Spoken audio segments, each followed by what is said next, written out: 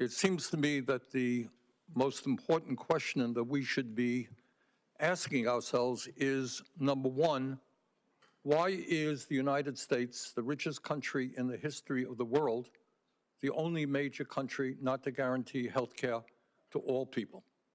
The United States spends more on healthcare than any other nation. More than 3 million people have perished due to unsafe care. According to the Declaration of Independence, everyone has a right to decide living adequate for health. The Declaration of Independence talks about everyone having the right to life, liberty, and the pursuit of happiness. But how can you truly pursue these things when you're constantly stressed out about healthcare costs? Sadly, this is the reality for a lot of people. Health is the real wealth and not piece of gold and silver. Gandhi. We would like to possibly spread awareness about healthcare because it is not accessible to a large part of our population. That the next hearing we have on this issue is we bring people from other countries who are providing health care to all of their people as a human right at a fraction of the cost that we spend.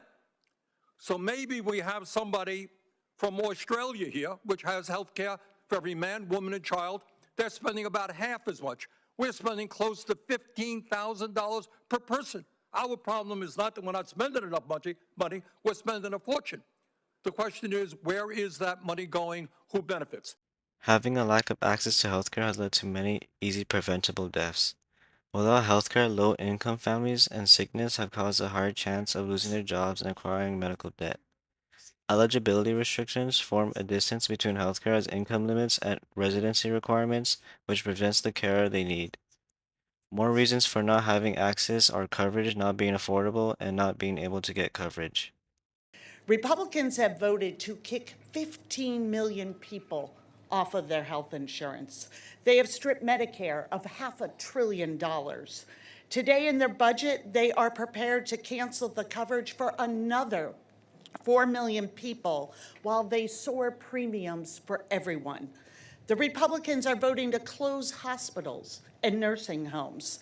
They are voting to defund cancer screenings, maternity care, and medical research. They are dismantling the public health system that keeps us safe. All of this pain and cost is to give tax cuts to the extremely wealthy. Tina Royal was a young lady living in America. Her sister had to go without healthcare while taking care of elderly parents and her disabled sister. Her sister was able to get a decent job but was unable to purchase healthcare due to the cost being 6 times more the amount of money she was able to pocket. Her friend had to discontinue his business, move out of his house, and use his own disability check to try to pay for his lung cancer treatment. In the end, he still wasn't able to pay for his treatment, even after doing everything he could.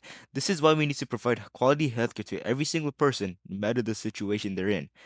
If you had any conditions, do you think you'd be able to live without healthcare? Why do people with healthcare not think about the unfortunate populations? We as people can prevent many deaths by just spreading awareness of people without the privilege we have.